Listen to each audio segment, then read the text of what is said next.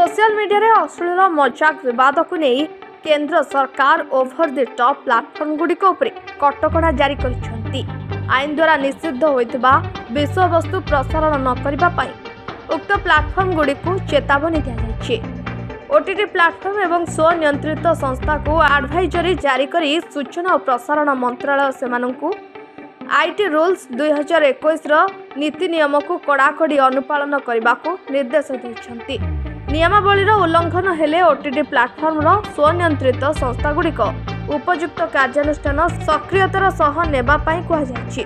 Social media एवं OTT platform रे केते जण प्रकाशक अश्लील विषय वस्तु प्रसारण करुवा सांसद वैधानिक संगठन एवं साधारण रे अभियोग होइतिला।